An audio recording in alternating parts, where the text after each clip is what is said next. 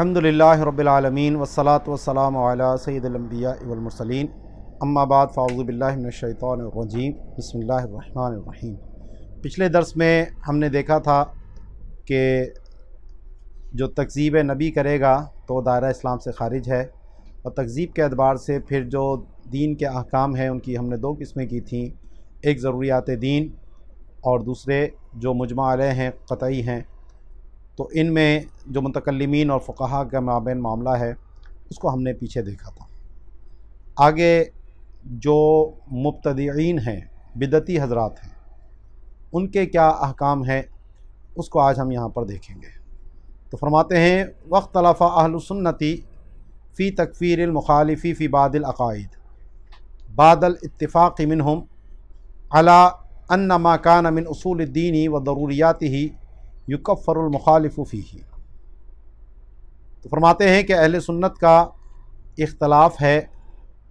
کہ جو بعض عقائد میں مخالفت کرنے والے لوگ ہیں ان کی تکفیر کے اندر، لیکن ان کا اس پہ اتفاق ہے کہ جو بھی اصول دین اور ضروریات دین میں سے ہیں تو اس میں مخالفت کرنے والے کی تکفیر کی جائے گی، کالقول بقدم العالم و نفی حشرہ الاجساد و نفی علمہ بالجزئیات و اثبات الایجاب لنفیہ اختیارہ تعالی۔ اب مثال دیتے ہیں ضروریات دین کی، جیسا کہ عالم کو قدیم کہنے کا قول، کہ جو بھی اس کائنات کو، اس عالم کو قدیم کہے گا تو یہ ضروریات دین کا انکار ہے۔ ایسے ہی اگر وہ حشر اجساد کی نفی کرتا ہے یا اس چیز کی نفی کرتا ہے کہ اللہ تعالیٰ کو جزیات کا علم نہیں ہے، یا اسی طرح وہ یہ کہتا ہے کہ یہ کائنات پیدا تو اللہ نے کی ہے لیکن وہ اس سے ایجاباً ثابت ہے، کیونکہ اس سے اللہ کے اختیار کی نفی ہوتی ہے۔ وَمَا لَيْسَ مِنَ الْأُصُولِ الْمَعْلُومَةِ مِنَ الدِّينِ ضَرُورَةً كَنَفْيِ مُبَادِ الصِّفَاتِ مَعَ إِثْبَاتِهَا وَنَفْيِ عُمُومِ الْإِرَادَةِ وَالْقَوْلِ بِخَلْقِ الْقُرْآنِ فَذَهَبَ جَمَاعَةٌ إِلَى تَكْفِيرِهِمْ۔ تو کہتے ہیں کہ جو اصول میں سے نہیں ہے کہ جن کا دین میں سے ہونا بدیہی طور پر معلوم ہو، جیسا کہ صفات کے اثبات کے ساتھ ان کے مبادی کی نفی کرنا، یعنی یہ کہنا کہ عالم ہے، اللہ تعالیٰ قادر ہے، لیکن علم اور قدرت کی نفی کرنا جس طرح معتزلہ کرتے ہیں، یا ارادے کو تو مانتا ہے لیکن عموم ارادہ کی نفی کرے، جیسا کہ معتزلہ نے کہا کہ جو شر ہے وہ اللہ کی مراد نہیں ہے۔ اسی طرح جو قرآن کے مخلوق ہونے کا قول کرے، تو اس میں اہل سنت میں سے پہلا قول تو یہ ہے کہ ایک بہت بڑی جماعت ان کی تکفیر کی طرف گئی ہے۔ ٹھیک۔ وذهب الاستاذ ابو اسحاق الى تکفیر من کفرنا منہم۔ دوسرا قول ابو اسحاق استاد اسفرائینی کا ہے کہ ان بدعتیوں میں سے جو ہماری تکفیر کرے گا تو ہم اس کی تکفیر کریں گے۔ ای اعتقدا کفرنا، یعنی جو ہمارے کفر کا اعتقاد کرتا ہے۔ اور اس کی دلیل کیا پیش کی انہوں نے؟ اخذم بقولہ علیہ الصلاۃ والسلام من قال لاخیہ یا کافر فقد باء بہ احدہما فاذا کفر شخص ایانا فالکفر واقع باحدنا ونحن قاطعون بعدم کفرنا فالکفر راجع الیہ۔ کہ نبی کریم علیہ الصلاۃ والسلام نے فرمایا جس نے اپنے بھائی کو کہا اے کافر، تو دونوں میں سے کوئی ایک اس کفر کے ساتھ لوٹتا ہے۔ تو کہتے ہیں کہ جب کوئی شخص ہماری تکفیر کرتا ہے، یعنی اہل سنت کی، تو کفر جو ہے دونوں میں سے ایک پر واقع ہوگا، اور ہمیں اپنے بارے میں تو یہ قطعیت ہے کہ ہم کفر پہ نہیں ہیں، تو لہٰذا وہ کفر اسی کی طرف لوٹے گا۔ وقیل انما یکفر المخالف اذا خالف اجماع السلفی علی تلک العقیدتی. اور تیسرا قول یہ ہے کہ مخالف کی تکفیر اس صورت میں کی جائے گی کہ جب وہ کسی ایسے عقیدے میں مخالفت کرتا ہے کہ جس پر سلف صالحین کا اجماع ہو، تو ایسے عقیدے کی مخالفت پہ اس کی تکفیر کی جائے گی. تو یہ تین قول ہو گئے. ایک یہ کہ مطلقاً تکفیر ہے، دوسری یہ کہ جو تکفیر ہماری کرے گا تو اس کی تکفیر ہے، اور تیسرا یہ کہ جو مجمع علیہ سلف کا عقیدہ ہے اس کی مخالفت کرے گا تو اس پہ تکفیر ہوگی. لیکن جو چوتھا قول ہے وہ فرماتے ہیں کہ وظاہر قول الشافعی و ابی حنیفہ انہ لا یکفر احد منہم فیما لیس من الاصول المعلومۃ من الدین ضرورۃ وهو المنقول عن جمہور المتکلمین والفقہاء لكن المخالف فيه يبدع ويفسق بناء على وجوب اصابۃ الحق في مواضع الاختلاف في اصول الدین عینا وعدم تسویغ الاجتہاد في مقابلته بخلاف الفروع التي لم يجمع عليها فإن الاجتهاد فيها سائغ وإن قلنا بالمرجح إن الحق فيها معين والمصيب فيه واحد هذا الذي ذكرناه كله كلام ابن الحمام مع شيء من شرح ابن ابی شریف. تو چوتھا قول فرماتے ہیں کہ جو امام شافعی اور امام اعظم کے قول کا ظاہر ہے کہ جو دین میں سے جن کے ہونا اصول دین میں سے وہ معلوم نہیں ہے، یعنی جو ضروریات دین نہیں ہے، تو ان معاملے میں کسی کی بھی تکفیر نہیں کی جائے گی. اور یہی جمہور متکلمین اور فقہا سے منقول ہے. لیکن جو مخالف ہے اس کو بدعتی قرار دیا جائے گا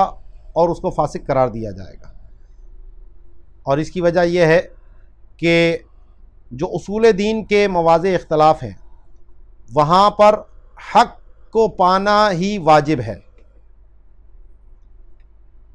اور اس کے مقابلے میں یعنی حق کے مقابلے میں اجتہاد کی کوئی گنجائش نہیں ہے. تو جو عقائد کے معاملات ہیں ان میں حق ایک ہی ہے، اور ہر ایک پر لازم ہے کہ اس حق کو ہی اختیار کرے، اس میں اجتہاد کی کوئی گنجائش نہیں ہے. برخلاف فروعی احکام کے جو عملی احکامات ہیں کہ جس پر اجماع نہ ہو، کیونکہ اس میں اجتہاد کی گنجائش ہے، اگرچہ ہمارے نزدیک راجح یہ ہے کہ اس میں بھی حق معین ہے اور ایک ہی مجتہد اس میں مصیب ہوتا ہے. کیونکہ فروعیات میں ایک قول تو یہ ہے کہ ہر ایک مجتہد مصیب ہے، لیکن راجح قول فروعیات میں یہی ہے کہ جتنے بھی اختلاف ہیں حق قول اس میں سے ایک ہے، لیکن وہ متعین نہیں ہے کہ کون سا ہے. اسی لیے فروعیات میں ہم یہ کہتے ہیں کہ ہم حق پر ہیں لیکن ہمیں خطا کا احتمال ہے، اور جو ہمارے مخالف ہے وہ خطا پر ہے لیکن ثواب کا احتمال ہے. کہتے ہیں یہ جو پوری بات ہم نے ذکر کی ہے وہ علامہ ابن حمام کا کلام ہے، اور کچھ باتیں جو ہیں وہ ان کی شرح ابن ابی شریف نے جو کی ہے اس سے لی گئی ہے. یہاں پر اعلیٰ حضرت کے دو حاشیے ہیں، وہ پہلے دیکھ لیتے ہیں. تو فرماتے ہیں کہ پہلا جو کہا تھا کہ عالم کو قدیم جانے، ای قدم شیء من الاشیاء غیر اللہ تعالی و صفاتی، کہ اللہ کی ذات و صفات کے علاوہ کسی بھی شے کو اگر قدیم مانتا ہے تو یہ ضروریات دین کا انکار ہے. وما نقیل عن بعض الصوفیہ قدسنا اللہ تعالی باسرارہم من قدم العرش او الکرسی فعلی تقدیر ثبوتہ منہم مؤول کما بینہ المولا العارف باللہ تعالی سیدی عبد الغنی النابلسی قدس سرہ القدسی فی الحدیقۃ الندیۃ. تو کہتے ہیں کہ جو بعض صوفیہ سے یہ منقول ہے کہ عرش اور کرسی قدیم ہیں، تو پہلی بات تو یہ کہ یہ ان سے ثابت ہی نہیں ہے، اور بالفرض اس کو اگر ہم ثابت تسلیم بھی کر لیں تو اس کی تعویل ہے کہ قدیم سے مراد ان کی طویل زمانہ ہے، یہ نہیں ہے کہ وہ عدم سے وجود میں نہیں ہے. کیونکہ قدیم کا معنی پیچھے بیان ہو چکا ہے کہ جو عدم سے وجود میں آیا ہو تو وہ حادث ہے، اور جو عدم سے وجود میں نہیں آیا وہ قدیم ہے، جیسا کہ اس بات کو علامہ عبدالغنی نابلسی رحمۃ اللہ علیہ نے حدیقہ ندیہ کے اندر بیان فرمایا۔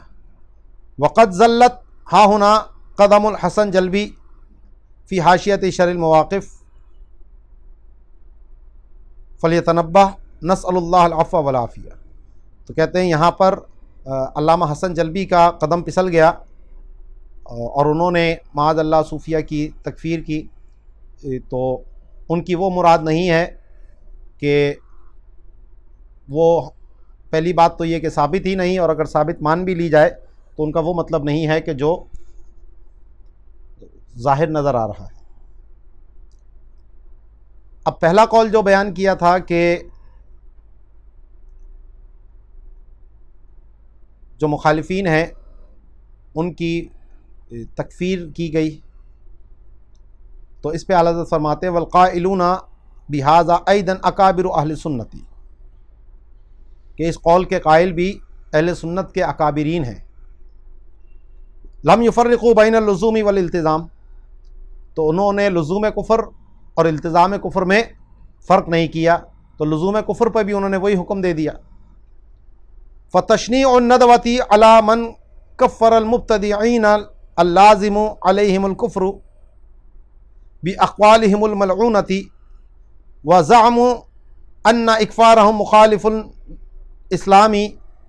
جہل شدید منہا۔ تو ایک فتنہ اٹھا تھا ہندوستان میں ندوۃ العلماء کا، جو صلح کلی تھے، اور سب کو انہوں نے حق پر قرار دے دیا، چاہے کوئی رافضی ہو، چاہے خارجی ہو، چاہے ناسبی ہو۔ تو امام اہل سنت نے ان کی بھی شدید مخالفت کی تھی اس دور میں بھی، تو ان کا رد یہاں پر فرماتے ہیں کہ ان ندوہ والوں کا برا قرار دینا ان لوگوں کو کہ جنہوں نے ان بدعتیوں کی تکفیر کی کہ جن پر کفر لازم ہوتا ہے ان کے اقوال ملعونہ کی وجہ سے، اور ان کا یہ گمان کرنا کہ ان کی تکفیر کرنا یہ اسلام کی مخالفت ہے، تو یہ ان ندوہ والوں کا جہل شدید ہے۔ وَإِكْفَارٌ لِكَثِيرٍ مِّنَ الْأَئِمَّةِ الْأَعْلَامِ، اور بہت سے بڑے ائمہ اعلام کی تکفیر کرنا ہو گیا۔ نعم الراجح عندنا ان لا اکفار الا بالالتزام، اگرچہ ہمارے نزدیک راجح یہی ہے کہ تکفیر التزام پر ہی کی جائے گی۔ ولا نريد به ان يلتزم كونه کافر، اور التزام سے مراد ہماری یہ نہیں ہے کہ وہ یہ کہے کہ ہاں جی میں کافر ہوں۔ فإن احدا من عبدة الاوثان ايضا لا يرضى لنفسه بتسمية الكافر، کیونکہ بتوں کا پجاری بھی کوئی اس بات پہ اپنے لیے راضی نہیں ہوگا کہ وہ اپنے لیے کافر نام پسند کرے۔ وإنما المعنى ان يلتزم انکار بعض ما هو من ضروریات الدین وان زعم انه من کملاء المسلمین وان له تعویلا في هذا الانکار المہین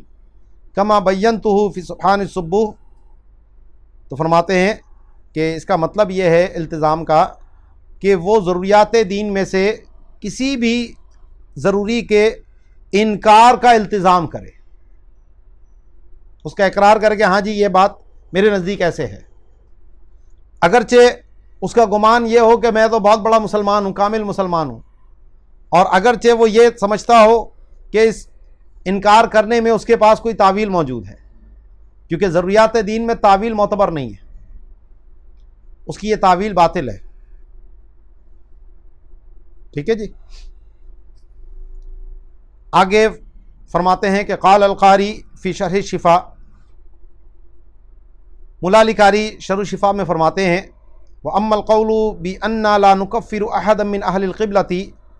فَلَيْسَ عَلَىٰ إِطْلَاقِهِ كَمَا بَيَّنْتُهُ فِي شَرْحِ الْفِقْهِ الْأَكْبَرِ، کہ ملا علی قاری فرماتے ہیں کہ جو یہ قول ہے کہ ہم اہل قبلہ میں سے کسی کی تکفیر نہیں کرتے،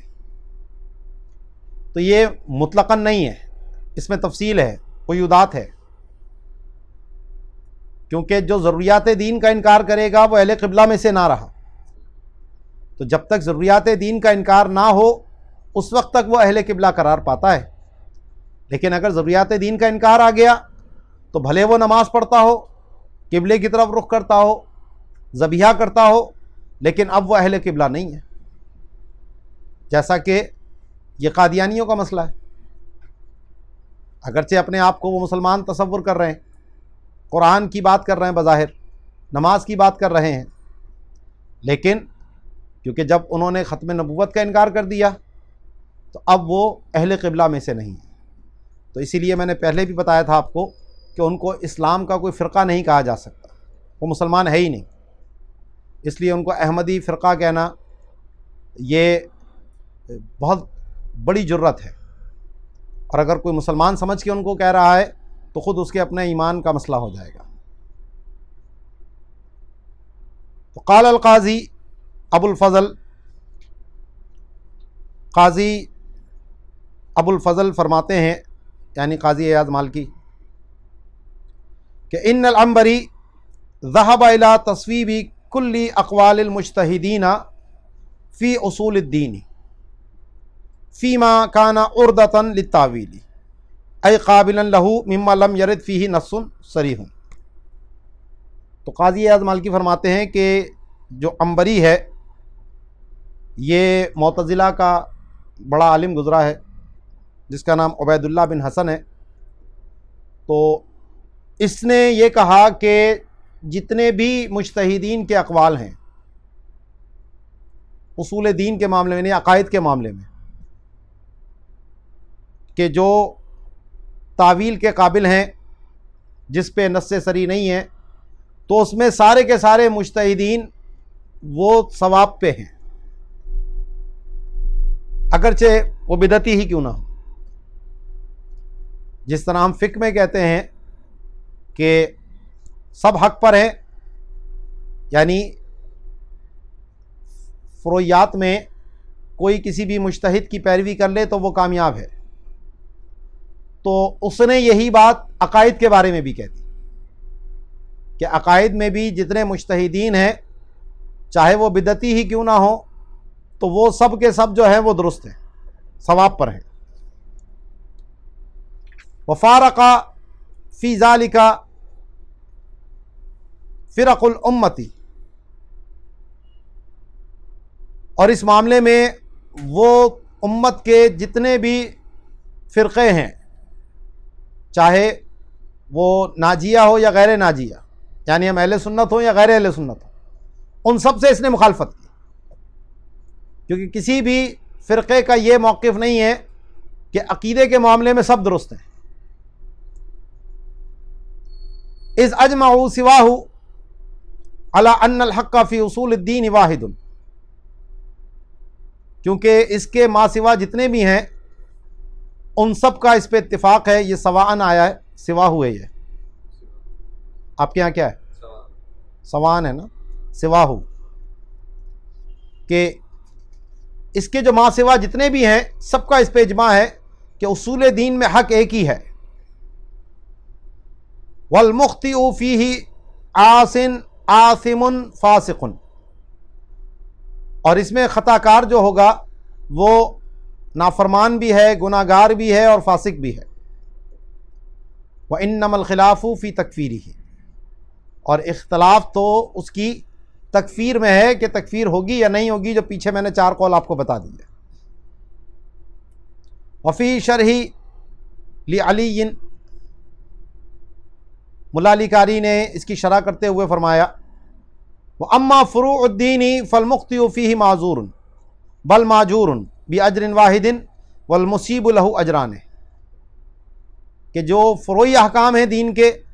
اس میں اگر کوئی خطا پر اس سے ہو گئی تو وہ معذور ہے، بلکہ معجور بھی ہے، 1 اجر اس کو ملے گا، اور جو درست بات کو پہنچا اس کو 2 اجر ملیں گے.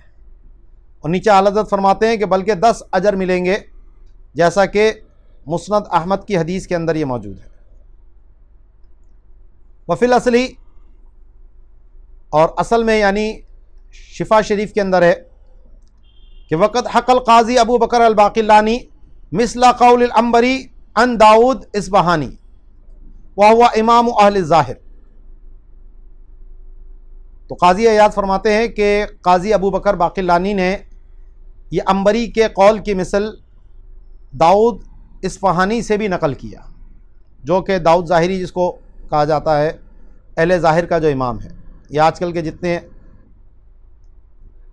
غیر مقلدین ہیں یہ ان سب کا امام ہے۔ تو قاضی عیاض نے فرمایا وَحَكَى قَوْمٌ أَنَّهُمَا قَالَ ذَلِكَ فِي كُلِّ مَنْ عَلِمَ اللَّهُ مِنْ حَالِهِ اسْتِفْرَاغَ الْوُسْعِ فِي طَلَبِ الْحَقِّ مِنْ أَهْلِ مِلَّتِنَا وَمِنْ غَيْرِهِمْ۔ کہتے ہیں کہ ایک قوم نے یہ حکایت کی ہے کہ ان دونوں نے یہ بات اس شخص کے بارے میں کہی ہے کہ اللہ کو جس کے حال کا علم ہے کہ اس نے اپنی پوری طاقت خرچ کی ہے حق کو طلب کرنے میں اور وہ خطا پر ہو گیا، اپنی تو اس نے پوری کوشش کی لیکن وہ مخطی ہو گیا، حق کو نہ پا سکا۔ تو چاہے وہ ہمارے ملت سے ہو یعنی مسلمان ہو یا مسلمانوں کے علاوہ یہودی ہو، عیسائی ہو یا کسی اور مذہب کا ماننے والا ہو، تو ان دونوں نے یہ بکواس کی کہ بس اگر انہوں نے کوشش کی اور نہیں پا سکے تو بس وہ معذور ہو گئے۔ وقال نحو هذا القول الجاہز وسمامۃ،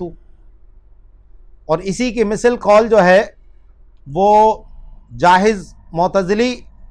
اور سمامہ معتزلی، یہ بھی دونوں معتزلی ہیں، تو ان دونوں نے بھی اسی کی مثل بات کہی کہ فی ان کثیرا من العامۃ والبلہ والنساء ومقلدۃ النصارى والیہود وغیرہم لا حجۃ للہ علیہم، کہ بہت سے جو جاہل لوگ ہیں، بے وقوف اور عورتیں اور یہود و نصارہ اور دیگر کے مقلدین، تو اللہ کے لیے ان پر کوئی حجت نہیں ہوگی۔ اذ لم یکن لہم تباع یمکن معہ الاستدلال، کہ جب ان کے پاس کوئی ایسی طبیعت فطرت نہیں ہے کہ جس سے وہ استدلال کر سکیں۔ تو اعلیٰ حضرت اس کے اوپر فرماتے ہیں کہ یہ جو اس نے بات کہی تھی پہلے کہ ہماری ملت سے ہو یا کسی اور ملت سے ہو، تو فرماتے ہیں ھذا ان ثبت فکفر قطعا، کہ اگر یہ بات ان کی کہی ہوئی ثابت ہو جائے تو یہ تو قطعی کفر ہے، لقولی تعالی ومن یبتغی غیر الاسلام دینا فلن یقبل منہ وہو فی الآخرۃ من الخاسرین، کہ جو اسلام کے علاوہ کوئی اور دین چاہے گا تو اس سے ہرگز قبول نہ کیا جائے گا اور وہ آخرت میں خسارے والا ہوگا۔ وَهَذَا يَقُولُ إِنَّهُ لَيْسَ بِخَاسِرٍ، اور یہ دونوں داؤد ظاہری اور عنبری یہ کہتے ہیں کہ یہ خسارے والا نہیں ہوگا، لِاسْتِفْرَاغِ الْجُهْدَ، کہ اس نے اب تو اپنی پوری کوشش کر لی، لا حول ولا قوة الا باللہ العلی العظیم، لیکن الذی، لیکن جو بات نقل عن العنبری ہوا استثناء ضروریات الدین، کہ اس میں ضروریات دین کا استثناء ہے، اس نے جو یہ بات کہی ہے وہ ضروریات دین میں نہیں کہی، ضروریات دین کے علاوہ جو مسائل ہیں ان کے اندر اس نے یہ بات کہی ہے۔ الا تری الی قولہ فیما کان عرضۃ للتاویل، کیا آپ اس کا یہ قول نہیں دیکھتے کہ جو تعویل کے قابل ہے، تو تعویل کے قابل تو وہی چیزیں جو ضروریات دین نہ ہوں۔ لا جرمان قال الخفاجی ہوا مقید بالاسلام علی الصحیح، تو اسی وجہ سے علامہ نسیم خفاجی نے نسیم الریاض کے اندر کہا کہ یہ مسئلہ اسلام کے ساتھ ہی مقید ہے صحیح قول پر، کہ انہوں نے غیر ملت کی یہ بات نہیں کہی ہے۔ اور ہمارے دور کے جو اپنے آپ کو شیخ الاسلام کہلا رہے ہیں ڈاکٹر طاہر القادری صاحب، تو انہوں نے بھی اسی قسم کی بات کہی ہے کہ جناب دنیا میں تقسیم دو ہیں، بلیورز اینڈ نان بلیورز، اور بلیورز یعنی ایمان والوں کے اندر پھر اس نے یہود اور نصارہ کو بھی شمار کیا، اور پھر ان سب کو اس نے اپنے پروگرام میں جمع کیا اور سب کو کہا کہ اپنے اپنے طور پر اللہ کو جس نام سے بھی تم پکارتے ہو پکارو۔ اپنی اپنی عبادتیں کرو. تو ظاہر ہے کہ اس کا جمع کرنے کا مقصد یہی تھا کہ سب ٹھیک ہیں، سب درست ہیں، جو بھی کر رہا ہے اللہ کو پکار رہا ہے، اللہ کی عبادت کر رہا ہے، تو بس یہ اس کی نجات کے لیے کافی ہے، معاذ اللہ. تو اگر وہ اس کی صراحت کر دے گا کہ اس کی مراد یہی ہے کہ یہ یہود اور نصارہ کفر پر نہیں ہے، تو دائرہ اسلام سے ہی خارج ہو جائے گا. لیکن ہم وہ ایک قسم کا شبہ کیونکہ یہاں موجود ہے تو اس وجہ سے ہم تکفیر نہیں کرتے. لیکن بہرحال یہ جتنے بھی طاہر القادری کو اپنا بڑا تسلیم کر رہے ہیں تو ان کو چاہیے کہ اس سے اعلان برات کریں کہ کہیں ایسا نہ ہو کہ اس کی ان گمراہیوں کے چکر میں خود ان کا اپنا ایمان بھی برباد ہو جائے. اور یہ جو جاہد اور ثمامہ نے کہا تھا کہ اللہ کے لیے ان کوئی حجت نہیں ہوگی، تو اعلیٰ حضرت اس پہ فرماتے ہیں کذبت دالون، جھوٹ بولا ان گمراہوں نے. بل للہ الحجت البالغہ، اللہ کے لیے ہی حجت بالغہ ہیں. الا تری الی قولہ عز وجل لئلا یکون للناس علی اللہ حجت بعد الرسل، کہ کیا تم نے اللہ کا یہ فرمان نہیں دیکھا تاکہ لوگوں کے لیے اللہ پر کوئی حجت نہ ہو رسولوں کے بعد. تو اللہ نے رسول بھیج دیے ہیں. فَإِذَا لَمْ تَبْقَ لَهُمْ حُجَّةٌ بَعْدَ الرُّسُلِ وَهُمْ لَمْ يُؤْمِنُوا بِهِمْ كَانَتِ الْحُجَّةُ لِلَّهِ تَعَالَى عَلَيْهِمْ وَلِلَّهِ الْحُجَّةُ السَّامِعَةُ. تو جب رسولوں کے بعد ان کے لیے کوئی حجت ہی نہیں بچی اور وہ ایمان نہیں لائے ان رسولوں پر، تو پھر حجت اللہ ہی کے لیے ہے ان لوگوں کے اوپر. ٹھیک ہے جی. آگے قاضی ایاز نے ایک اور بات کہی جس پہ اعلیٰ حضرت نے بھی ان کا رد کیا، اور آگے ماتن بھی اس بات کا رد کرتے ہیں. کہتے ہیں کہ وقد نحى الغزالی قریبا من هذا المنح فی کتاب التفرقۃ، کہ غزالی بھی مائل ہوئے ہیں اسی مسلک کے قریب اپنی کتاب تفرقہ کے اندر. تو یہ جو بات انہوں نے امام غزالی کی طرف کہی ہے کہ آپ کی جو کتاب ہے فیصل التفرقۃ بین الاسلام والزندقۃ، کہ وہ اسی طرف گئے ہیں، تو یہ بات درست نہیں ہے. امام غزالی نے ایسی کوئی بات نہیں کہی، کیونکہ امام غزالی کی کتابوں میں بھی بعض لوگوں نے، کچھ تو تھیں جو متداول کتابیں ہیں، مشہور ہیں، اور کچھ جو ان کی ایسی کتابیں تھیں جو اتنی زیادہ مشہور نہیں ہوئیں، تو ان کتابوں میں امام غزالی کے نام پر انہوں نے بہت کچھ اندر داخل بھی کیا ہے. تو ایسا بھی معاملہ امام غزالی کے ساتھ بھی ہوا ہے، کیونکہ یہ حاسدین بھی کچھ لوگ ہوتے ہیں، کچھ شرارتی ہوتے ہیں، کچھ ملحدین ہوتے ہیں کہ جو اس طرح کی حرکتیں کرتے ہیں. تو امام غزالی کا نام کیونکہ بڑا ہے تو ان کی کتابوں میں بھی اس طرح کا معاملہ کیا گیا. لیکن امام غزالی نے جو بات بہرحال اس کتاب کے اندر بھی موجود ہے تو وہ نہیں ہے جو یہ لوگ بکواس کر رہے تھے. ٹھیک ہے، وہ اعلیٰ حضرت نیچے حاشیے میں اس کی ابھی وضاحت میں پڑھ کے سنا دوں گا آپ کو. تو فرماتے ہیں کہ وَكُلُّ مَنْ فَارَقَ دِينَ الْمُسْلِمِينَ، تو جو کوئی بھی مسلمانوں کے دین کو چھوڑ کر جدا ہو گیا، یعنی ارتداد اختیار کیا قول یا فعل سے، او وقفا، یا مسلمانوں کے دین میں توقف کیا، او شکا، یا اس میں شک کیا، تو قال القاضی ابو بکر لأن التوفیق والاجماع اتفقا علی کفرہم. تو قاضی ابو بکر باقلانی نے فرمایا کہ جو توقیف یعنی جو اللہ اور اس کے رسول سے سنا گیا ہے، جو قرآن و حدیث میں آیا ہے، اور جس پر اجماع ہے کہ یہ توقیف اور اجماع دونوں متفق ہیں ان لوگوں کے کفر پر، کہ جو دین کو چھوڑ کر کسی اور دین کو اختیار کرے یا اس دین میں شک کرے یا توقف کرے، وہ سب دائرہ اسلام سے خارج ہے، کیونکہ ایمان نہ رہا اگر توقف اور شک آ گیا. فمن وقف فی ذلک فقد کذب النص، تو جس نے توقف کیا اس میں تو اس نے نص کی تکذیب کی، والتوقیف، اور توقیف کی بھی، او شک فیہ، یا اس میں شک کیا، کہ والتکذیب او الشک فیہ لا یقع الا من کافر، کہ اس میں یعنی دین کے معاملے میں تکذیب اور شک تو صرف کافر سے ہی واقع ہوتی ہے. اور یہ جو آج کل کے سیکولرز اور لبرلز ہیں ان کا طریقہ واردات بھی یہی ہے کہ مسلمانوں کے دماغ میں شکوک اور شبہات پیدا کیے جائے. وہ براہ راست آپ سے یہ نہیں کہتے کہ تم اپنا دین چھوڑ دو، اسلام کو چھوڑ دو. وہ ایسی باتیں لے کر آتے ہیں کہ جس سے ایک شخص کے دل کے اندر اسلام کی حقانیت کے بارے میں شکوک اور شبہات پیدا ہو جائے. آپ کو یاد ہوگا کچھ عرصے پہلے ایک ٹیلی ویژن پہ ایک تحریک چلی تھی، ذرا سوچیے. تو ذرا سوچیے کے اندر بھی وہ سارے سوال اس طرح کے اٹھاتے تھے کہ جو اسلام کے بارے میں شکوک اور شبہات پیدا کریں. تو علماء اہل سنت نے جب اس کے خلاف رد کیا تو پھر جا کر، اور وہ بھی غیر ملکی فنڈنگ سے سارا چل رہا تھا، تو پھر جب لوگوں نے اس کے خلاف آواز اٹھائی تو اس ٹی وی کو اس کو بند کرنا پڑا. تو یہ جو لوگ کہتے ہیں نا کہ جی سب کی سن لو، اس سے کچھ نہیں ہوتا، ارے بات کرنے سے کیا ہوتا ہے، تو کچھ چیزیں ایسی ہوتی ہیں جو مسلمات ہیں، جن پہ کوئی بات کرنے کی حاجت نہیں ہے، جو طے شدہ امور ہے. تو ان طے شدہ امور کے اوپر کوئی سوال کرے، کوئی شک کرے، تو سمجھ لیجئے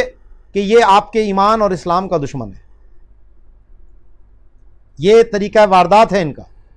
تو اس چیز کو سمجھنا یہ بہت ضروری ہے. تو جو شک بھی کرے گا وہ بھی کافر ہو جائے گا. آج کوئی یہ کہے کہ جی پہیا سیدھا نہیں ہے، گول پہیا، میں تو نیا پہیا بناؤں گا اپنا، تو لوگ اس کو پاگل خانے بھیج دیں گے کہ ایک مسلمہ حقیقت کو جھٹلا رہا ہے. تو ایسے ہی اسلام بھی ایک مسلمہ حقیقت ہے، اس کا حق ہونا ایک مسلمہ حقیقت ہے. اس پر سوال کرنے والے کو پاگل خانے بھیجنا چاہیے. والخفاجی تکلم فی النسبۃ الی الغزالی، یہ جو قاضی ایاز مالکی نے یہ امام غزالی کی طرف اس بات کی نسبت کی، تو اس پر علامہ خفاجی نے کلام کیا. وَنَقَلَ كَلَامَهُ مِنَ الْمُسْتَصْفَى، اور علامہ خفاجی نے امام غزالی کا کلام جو ان کی کتاب مستصفیٰ ہے اصول فقہ پر، اس سے ان کا کلام نقل کر کے یہ عبارت نقل کی کہ وفیہ قولہ، یعنی العنبری کل مجتہد فی العقلیات مصیب کالفروع باطل. تو امام غزالی نے فرمایا کہ یہ جو عنبری کا قول ہے کہ عقلیات میں سارے مجتہد مصیب ہوتے ہیں جیسا کہ فروع کے اندر،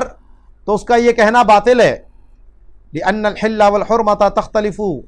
بخلاف العقائد، کیونکہ حلت اور حرمت تو مختلف ہو سکتی ہیں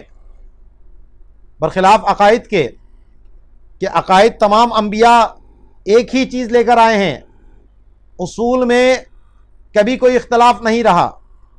جو شرک رہا، جو کفر رہا، وہ ہر دور میں ایک ہی ہے، جو گمراہی ہے وہ ہر دور میں ایک ہی ہے. لیکن فروعیات جو ہیں وہ ہر شریعت میں مختلف رہی ہیں، تو ان میں اختلاف ہو جاتا ہے، لیکن عقائد میں کوئی اختلاف نہیں ہے. وقد انکر اصحابہ،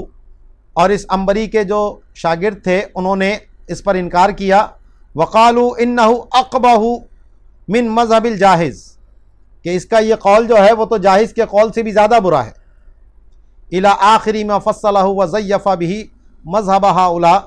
اور آخر تک جو آپ کا پھر امام غزالی کا کلام تھا جس سے آپ نے ان دونوں مذہبوں کو الگ کیا اور ان لوگوں کے مذہب کا باطل ہونا ثابت کیا. تو اس کا مطلب یہ ہے کہ امام غزالی نے وہ بات نہیں کہی ہے. اب یہاں پر اعلیٰ حضرت کا حاشیہ دیکھ لیتے ہیں، مختصر پڑھ لیتا ہوں. اعلیٰ حضرت فرماتے ہیں رحم اللہ مولانا الامام قاضی ورحمنا بہ یوم القضاء والتقاضی فما ھذا الا من منافرۃ المعاصرۃ، کہ اللہ تعالیٰ امام قاضی ایاز مالکی پر رحم کرے اور ان کے وسیلے سے ہم پر بھی کرے قیامت کے دن. تو یہ تو عصری منافرت کے علاوہ کچھ بھی نہیں ہے. اما الامام حجت الاسلام فبریء اما فہم من کلامہ، کہ امام غزالی کے کلام سے جو سمجھا گیا ہے امام غزالی اس سے بری ہیں. وقد قال الامام ابن حجر مکی فی الصواعق بعد نقل عبارت الامام قاضی ما نسبہ المصنف للغزالی صرح الغزالی فی کتابہ الاقتصاد بما یردہ، کہ ابن حجر مکی نے اپنی کتاب سوائق محرکہ کے اندر قاضی ایاز مالکی کا یہ کلام نقل کرنے کے بعد کہتے ہیں کہ امام غزالی نے تو اپنی کتاب اقتصاد میں اس کے برخلاف صراحت کی ہے. وعبارتہ التی اشار الیہ المصنف علی تقدیر کونہا عبارتہ، اور جو عبارت کی طرف ماتن یعنی قاضی ایاز مالکی نے اشارہ کیا ہے اس تقدیر پر کہ یہ آپ ہی کی عبارت ہے. فَإِلَّا قَدْ دُسَّ عَلَيْهِ فِي كُتُبِهِ عِبَارَاتٌ حَسَدًا، کیونکہ امام غزالی کی بہت سی کتابوں میں آپ پر بہت سی عبارتیں ٹھوس دی گئی ہیں حسد کے طور پر. تو اگر ہم یہ تسلیم کر بھی لیں کہ یہ امام غزالی ہی کی عبارت ہے تو لا تفید ما فہمہ المصنف، تو قاضی ایاز مالکی اس عبارت سے جو سمجھے ہیں وہ اس کا فائدہ نہیں دیتی. ولا تقربوا مما ذکرہ، اور جو وہ ذکر کر رہے ہیں اس کے قریب بھی نہیں ہے. وہ عبارت کیا ہے وہ دیکھ لیجئے کہ وصنف بلغہم اسم محمد صلی اللہ تعالی علیہ وسلم ولم یبلغہم مبعثہ ولا صفتہ بل سمعوا به ان کذابا یقال له فلان ادعى النبوة فهؤلاء عندي من الصنف الاول ای من الذین لم يسمعوا اسمہ اصلا فإنهم لم يسمعوا ما يحرك داعیۃ النظر. تو امام غزالی نے فرمایا کہ دوسری قسم وہ ہے کہ جن کو رسول اللہ صلی اللہ علیہ وسلم کا نام تو پہنچا ہے اور ان کو ان کا مبعوث ہونا اور ان کی صفات نہیں پہنچی، بلکہ انہوں نے معاذ اللہ یہ سنا کہ ایک کذاب ہے جس کو اس طرح کہا جاتا ہے اور اس نے نبوت کا دعویٰ کیا، باقی کچھ اور ان کو نہیں پتہ. تو کہتے ہیں کہ وہ میرے نزدیک پہلی قسم سے تعلق رکھتے ہیں، یعنی جنہوں نے رسول اللہ صلی اللہ علیہ وسلم کا اصلاً نام ہی نہیں سنا، یعنی ان تک اسلام کا پیغام پہنچا ہی نہیں، کیونکہ انہوں نے وہ چیز نہیں سنی کہ جس سے نظر و فکر کی داعیہ کو تحریک ملتی. تو فرماتے ہیں انظر کلامہ تجدہ انما عذرہم لعدم بلوغ دعوتہ. تو امام غزالی کا تم کلام پہ غور کرو تو تم پاؤ گے وہ تو ان کو حضور کی دعوت نہ پہنچنے کی وجہ سے معذور قرار دے رہے ہیں. وَهَذَا لَا يَنْحُو مَنْحَ مَا ذَكَرَهُ الْمُصَنِّفِ، یہ اس طرف میلان تھوڑی ہے کہ جو قاضی ایاز مالکی ذکر فرما رہے ہیں کہ جو بھی ہے وہ سب مصیب ہے. یہ بات کہاں کہہ رہے ہیں امام غزالی؟ وَيَبْغَضُ الْغَزَالِي إِلَّا حَاسِدٌ أَوْ زِندِيقٌ، اور امام غزالی سے تو کوئی حاسد اور زندیق ہی جو ہے وہ بغض رکھتا ہے. اور اعلیٰ حضرت پھر آگے نقل فرماتے ہیں علامہ خفاجی کے حوالے سے کہ انہوں نے نسیم الریاض کے اندر نقل کیا عن شرح الجدید انہ قال بعد ما ذکر المصنف ھذا کلام غیر سدید، کہ یہ جو قاضی ایاز مالکی نے بات کہی ہے وہ درست نہیں ہے. الغزالی بریء من مثلہ، کہ امام غزالی اس سے بری ہیں. والذی فی کتاب تفرقۃ خلافہ، کہ جو کتاب و تفرقہ میں بات ہے وہ تو اس کے برخلاف ہے. ثم فصل ونقل من کلام الامام حجۃ الاسلام ما فیہ رد بلیغ ایما رد علی ھذا القول الباطل فکیف ینسب الیہ ما ہوا شدید النکیر علیہ. پھر آپ نے تفصیل کی اور امام غزالی کا کلام نقل کیا جو اس کے اندر تھا، جس میں ان لوگوں کا شدید رد ہے. کہا کہ جو اس طرح کے قول باطل کا رد کر رہا ہو تو اس کی طرف کیسے یہ بات منسوب کی جا سکتی ہے کہ جو اس پر شدید نکیر کر رہا ہے. وقال فی آخری وہو کلام حق لا یرتاب فیہ عاقل فضلا عن فاضل، کہ یہ جو امام غزالی بات فرما رہے ہیں بالکل درست ہے، اس میں کسی عاقل کو کوئی شک نہیں، چاہے جائے کہ کوئی فاضل کو شک ہو اس میں. ٹھیک ہے جی. اب اعلیٰ حضرت نے نیچے پھر کچھ امام غزالی کے فضائل نقل کیے ہیں، کچھ واقعات نقل کیے ہیں، تو اس کو آپ دیکھ لیجئے گا. ہدایہ النجدیۃ وافق العنبریہ والمعتزلیہ و داؤد ظاہریہ، کہتے ہیں کہ نجدیوں نے بھی، کیونکہ ہر معاملے میں ٹانگ اڑانا ان کا پرانا پیشہ ہے، تو اس مسئلے میں بھی انہوں نے عنبری، معتزلی اور داؤد ظاہری کی موافقت کی۔ وفارقوا فرق الامتی، اور امت کے تمام فرقوں کی مخالفت کی۔ کما شدد مقلبہم فی ھذا الباب فی جواب فصل الخطاب، جیسا کہ ان کا جو مقلب ہے یعنی اسماعیل دہلوی، اس نے اس باب میں شدت دکھائی ہماری کتاب فصل الخطاب کا رد کرنے میں، یعنی ماتن نے کتاب لکھی تھی فصل الخطاب، تو اس رد میں اس نے جو باتیں کہیں تو وہ یہی باتیں تھیں کہ جناب ہر مجتہد جو ہے وہ درست بات کہتا ہے، عقائد میں بھی اگر کسی نے اور نے کوئی ایسی بات کہہ دی تو اس پہ الزام کیوں لگ رہا ہے، اس کو رد نہیں کرنا چاہیے۔ وقت فرقنا بحمد اللہ تعالیٰ فی تلخیص الحق من اظہار الصواب، اور ہم فارغ ہو چکے ہیں اللہ کی حمد سے اپنی کتاب تلخیص الحق کے اندر ثواب کے اظہار سے، یعنی اس بات کا رد بھی ہم نے اپنی تلخیص الحق نامی کتاب کے اندر کر دیا ہے۔ ٹھیک ہے جی۔ قال صاحب الطریقۃ المحمدیتی، اب آگے بدعت کے اوپر گفتگو ہوگی، تو طریقہ محمدیہ کے اندر فرمایا والبدعۃ فی الاعتقاد ہی المتبادرۃ من اطلاق البدعۃ والمبتدع والہوا واہل الاہوا، کہ جب بھی لفظ بدعت یا بدعتی یا اہل ہوا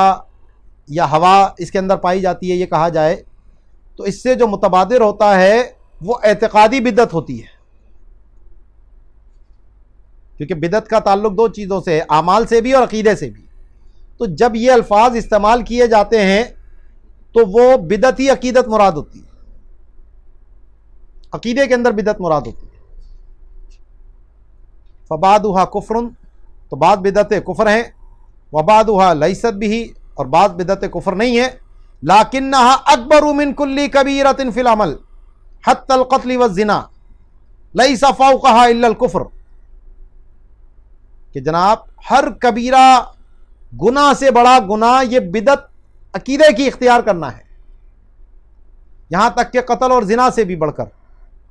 اور اس کے اوپر صرف کفر کا جرم رہ جاتا ہے۔ والخطأ فی الاجتہاد فیہ لیس بعذر، اور عقیدے کے معاملے میں اجتہاد میں خطا ہونا یہ کوئی عذر نہیں ہے۔ بخلاف الاجتہاد فی الاعمال، بالخلاف اعمال میں اجتہاد کے، وضد هذه البدعۃ اعتقاد اہل سنت والجماعت، اور اس بدعت کی جو ضد ہے وہ اہل سنت و جماعت کا عقیدہ ہے، تو اہل سنت و جماعت کے عقیدے کے خلاف جو بھی عقیدہ ہے وہ سب بدعت اعتقادیاں ہیں۔ وفی شرح المقاصد حکم المبتدع البغض والعداوۃ والاعراض عنہ، کہ شرح مقاصد میں فرمایا کہ بدعتی کا حکم یہ ہے، یعنی جو فاسق فی العقیدہ ہے، کہ اس سے بغض رکھا جائے، اس سے دشمنی رکھی جائے دل میں، اور اس سے اعراض کیا جائے۔ والاہانۃ، اس کی توہین کی جائے، والطعن واللعن، اور اس کے اوپر اس کا رد کیا جائے، لعن طعن کی جائے اس پر، اس کی برائی بیان کی جائے۔ وکراہۃ الصلاۃ خلفہ، اور اس کے پیچھے نماز کا مکروہ تحریمی ہونا۔ ٹھیک ہے جی۔ وفیہ ومن المبتلین من جعل المخالفۃ فی الفروع بدعۃ، کہ بعض باطل فرقے والے وہ ہیں کہ جنہوں نے فروع کے اندر مخالفت کو بھی بدعت قرار دے دیا۔ وفیہ ایضاً، اور اس میں یہ بات بھی ہے شرح مقاصد میں ہی کہ من الجہلۃ من یجعل کل امر لم یکن فی زمن صحابۃ بدعۃ مذمومۃ وان لم یکن دلیل علی قبحہ تمسکا بقول علیہ الصلوۃ والسلام ایاکم ومحدثات الامور ولا یعلمون ان المراد هو ان یجعل فی الدین ما لیس منہ۔ تو فرماتے ہیں کہ بعض جاہلوں نے ہر وہ معاملہ جو صحابہ کے زمانے میں نہیں تھا اس کو بری بدعت قرار دے دیا. جو آج کل کے بھی ہمارے یہ دیوبندی حضرات ہیں، یہ ہر چیز پر یہی چیز صحابہ کے دور میں نہیں تھا، حضور کے دور میں نہیں تھا. تو یہ ان کی بہت بڑی جہالت ہے. شرح مقاصد عقیدے کی بنیادی کتابوں میں ہے. تو فرماتے ہیں ان کی جہالت میں سے یہ ہے کہ ہر اس کام کو جو صحابہ کے زمانے میں نہ تھا اس کو بدعت مذمومہ قرار دے دیتے ہیں، اگرچہ اس کے برے ہونے پر کوئی دلیل نہیں ہے. اور دلیل کیا پیش کرتے ہیں کہ جی حضور علیہ الصلوۃ والسلام نے فرمایا کہ تم نئے کاموں سے بچو. اور ان جاہلوں کو یہ نہیں پتا کہ اس سے مراد وہ نیا کام ہے کہ دین میں جس کو داخل کیا جائے جو دین میں سے نہ ہو. اگر قرآن و سنت میں اس پر کوئی دلیل موجود ہے، اس کے اچھائی پر دلیل موجود ہے، تو پھر وہ کام کرنا برا نہیں ہے. ورنہ تو آج جو جمع قرآن ہمارے سامنے ہے وہی نہ ہوتا، آج قرآن پر جو اعراب لگے ہیں وہ نہ ہوتے، آج قرآن کے جو 30 پارے ہیں وہ نہ ہوتے، آج قرآن کے جو تراجم ہیں وہ نہ ہوتے، جو بخاری مسلم شریف یا سیاہ ستہ کی حدیثیں جمع کی گئیں کتابی صورت میں ان کو لکھا گیا، یہ نہ ہوتا. یہ مدارس نہ ہوتے بڑے بڑے، یہ ادارے نہ ہوتے، یہ کتابیں نہ لکھی جاتی، کیونکہ یہ سب صحابہ کے دور میں نہیں تھا. یہ فنون نہ ہوتے، یہ صرف و نحو نہ ہوتی. تو یہ ایسی جنون والی بات ہے، پاگلوں والی بات ہے کہ کوئی عاقل اس کو نہ کہے. لیکن عوام کو دھوکہ دینے کے لیے ہر بات میں وہ یہی لے آتے ہیں جی حضور کے دور میں نہیں تھا، صحابہ کے دور میں نہیں تھا. تو فرماتے ہیں وَالنَّجْدِيَّةُ بِأَجْمَعِهِمْ مُغْرَقُونَ فِي هَذِهِ الْجَهَالَةِ. یہ سارے کے سارے نجدی، وہابی، اہل حدیث، دیوبندی، یہ سارے کے سارے اس جہالت کے اندر غرق ہیں. وَكَأَنَّ تِسْعَةَ آشَارِ مَذْهَبِهِمْ مَبْنِيَّةٌ عَلَى هَذِهِ الْبَطَالَةِ. اور ان کے مذہب کے اگر 10 حصے کیے جائیں نا تو 9 حصے اسی باطل نظریے کے اوپر بنیاد ہے اس کی. جن چیزوں کو یہ بدعت قرار دے رہے ہوتے ہیں، جن چیزوں کو شرک قرار دے رہے ہوتے ہیں، اور دلیل وہ یہی پیش کریں گے. ان سے پوچھو بھائی آپ اس کو بدعت کہہ رہے ہیں، اس میں خرابی کیا ہے؟ دین کی کس بات سے ٹکراتی ہے؟ دین کے کس مقصد کے یہ خلاف ہے؟ نہیں یہ نہ پوچھو. ہم حضور کے دور میں نہیں تھا، بتاؤ حضور کے دور میں کہاں تھا؟ بتاؤ حضور کے دور میں اذان سے پہلے درود و سلام پڑھا جاتا تھا. تو بھائی اگر حضور کے دور میں اذان سے پہلے درود و پاک ہوتا تو اس کو سنت موقدہ نہ کہہ دیتے؟ ہم بتاؤ جی قرآن میں کہاں لکھا ہے؟ بھائی قرآن میں ہوتا تو فرض نہ ہو جاتا؟ تو اتنی بڑی جہالت ہے. ایک امر مستحب ہے، امر مستحب کے لیے مستحب کی دلیل درکار ہوگی. مباح ہے تو مباح کی دلیل درکار ہوگی. سنت موقدہ کہیں گے تو سنت موقدہ کی دلیل پوچھی جائے گی. واجب کہیں گے تو واجب کی دلیل مانگی جائے گی. فرض کہیں گے تو فرض کی دلیل طلب کی جائے گی. بات ہو رہی ہے مستحب کی اور مباح کی، اور دلیل مانگی جا رہی ہے فرض کی. تو اس سے بڑی اور جہالت کیا ہو سکتی ہے؟ اس سے بڑا مغالطہ اور کیا ہوگا؟ ٹھیک ہے جی. باقی کہتے ہیں کہ کیونکہ یہ ان کا بنیادی نظریہ ہے کہ جو صحابہ کے دور میں نہیں ہے اس کو انہوں نے بدعت قرار دیا، تو آگے اس کے کچھ اور جزیات جو ہے وہ نقل فرماتے ہیں. لیکن اس سے پہلے اعلیٰ حضرت کا ایک حاشیہ ہے وہ ہم دیکھ لیتے ہیں یہاں پر، کہ جو بدعتی کا حکم بیان کیا کہ اس سے بغض رکھی جائے، اس سے عداوت رکھی جائے، اس سے اعراض کیا جائے. تو اعلیٰ حضرت اسے فرماتے ہیں ھذا رد منہ علی الندوۃ المخذولۃ المردودۃ المطرودۃ الحادثۃ بعد وفاتہ بسنتین وعشرین سنۃ، کہ یہ ماتن کی طرف سے رد ہے اس ندوہ مخذولہ مردودہ مطرودہ نوپید کا کہ جو ان کی وفات کے 22 سال کے بعد یہ فرقہ پیدا ہوا. بل رد من العلامۃ تفتزانی علیہ صوب الرحمت الربانی علی طائفۃ حائفۃ تالفۃ حدثت بعد وفاتہ بمئین من السنین. بلکہ کہتے ہیں علامہ تفتزانی کی طرف سے رد ہے اس ہلاک ہونے والے نئے گروہ پر جو ان کے وفات کے کئی سو سال کے بعد پیدا ہوا ہے. بِأَنَّ هَؤُلَاءِ الْمَخْذُولِينَ زَعَمُوا أَنَّ الْوَدَادَ مَعَ أَهْلِ الْبِدْعِ وَالْفَسَادِ أَهَمُّ فَرِيضَةٍ عَلَى الْعِبَادِ کہ ان ندویوں کا یہ گمان ہے کہ اہل بدعت و فساد سے محبت رکھنا یہ بندوں پر اہم فرض میں سے ہے. حتی لو ترکہ احد لم یقبل منہ صوم ولا صلاۃ کہ اگر اس نے ان بدعتیوں سے محبت کو چھوڑ دیا تو نہ اس کی روزہ قبول ہوگا نہ نماز قبول ہوگی. بل لا ایمانا فلا دخول جنان تو جب اور کہتے ہیں بلکہ ایمان بھی نہیں، اور جب ایمان نہیں تو جنت میں داخلہ نہیں. لا حول ولا قوۃ الا باللہ. وزعموا ان الرد علی المبتدعات كقتل الرجل نفسه اور کہتے ہیں کہ کسی بدعتی کا رد کرنا ایسا ہے جیسے خودکشی کرنا. وانه لا تنبغي المساءة في شيء من الامور کہ کسی بھی معاملے میں کسی کی برائی نہیں کرنی چاہیے. جو آج کل کے بھی ہمارے بہت سے نام نہاد لوگ ہیں نا، صلح کلی بن کے بیٹھے ہیں. تو وعد ناظمها محمد علی الکانفوری کل رؤوس الدلالۃ من الروافض والوہابیۃ والنیشریۃ وغیرہم من کبراء دینہ وحرم الرد علیہم وجعل خلافهم كالخلاف بین الائمۃ الاربعۃ وعتوا عتوا کبیرا فصرحوا في كتبهم ان الكل على الحق وان اللہ تعالی راض عنهم جميعا وينظر اليهم بنظر سواء الى غیر ذلك من الکفریات والضلالات. تو اس کا جو ندوۃ العلماء کا ناظم تھا اس کا نام محمد علی کانپوری تھا. تو اس نے جتنے بھی ان گمراہ فرقے جو روافض ہیں، وہابیاں ہیں، نیچریاں ہیں، ان کے جو بڑے بڑے رؤوس تھے، سردار تھے، ان سب کو دین کے بڑے قرار دیا اور ان کا رد کرنے کو حرام قرار دیا،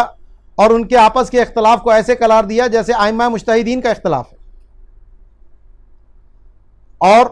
بہت زیادہ سرکشی کی، اور انہوں نے پھر اپنی کتابوں میں صراحت کی کہ تمام لوگ حق پر ہیں اور اللہ تعالیٰ ان سب سے راضی ہے اور سب کی طرف نظر رحمت سے دیکھتا ہے. اس کے علاوہ اور جو ان کی دیگر کفریات اور گمراہیات ہیں، تو وہی پیچھے جو معتزلیہ کی باتیں تھی ساری وہی ہیں، اس عنبری کی، اس سمامی کی اور اس جاہز کی. تو یہ جتنے صلح کلی والے ہوتے ہیں نظریہ کہ جی سب ٹھیک ہیں، تو در حقیقت یہ اسی معتزلہ نظریے پہ چل رہے ہوتے ہیں. حق صرف ایک ہے. تو وہ کہتے ہیں فقط انتدب للرد علیہم علماء السنۃ من الاخطار الہندیۃ وکانا مقدم جمعہم ابن المصنف العلام محب للرسول تاج الفحول خاتمۃ المحققین مولانا شاہ عبد القادر القادری البدیونی. تو فرماتے ہیں کہ علماء ہند جو ہے وہ ان کے رد کے لیے کھڑے ہو گئے، اور ان کی جماعت کے جو سردار تھے وہ ماتن کے بیٹے محب الرسول تاج الفحول حضرت مولانا عبد القادر قادری بدیونی رحمۃ اللہ تعالی علیہ. وللعبد الضعیف غفر اللہ تعالی لہ کتب فی رد ہؤلاء المخذولین اور بندہ ضعیف کی ان رسوا فرقے کے رد میں بھی کچھ کتابیں ہیں. من اجلھا فتوی قد ارتضاها علماء البلد الحرام وقرضوا علیہا بتقریضات نظام وللہ الحمد علی جلاء الانعام سمیتها فتاوی الحرمین برجف ندوۃ المین. تو کہتے ہیں کہ ان میں سب سے جو اہم ہے وہ فتویٰ ہے کہ جس کو علماء حرمین طیبین نے بھی پسند کیا اور اس پہ بڑی تقریضیں لکھیں، تو جس کا نام ہے فتاوی حرمین برجف ندوۃ المین. فمن احب الاطلاع علی ضلالات ہؤلاء فلیطالعها. تو جو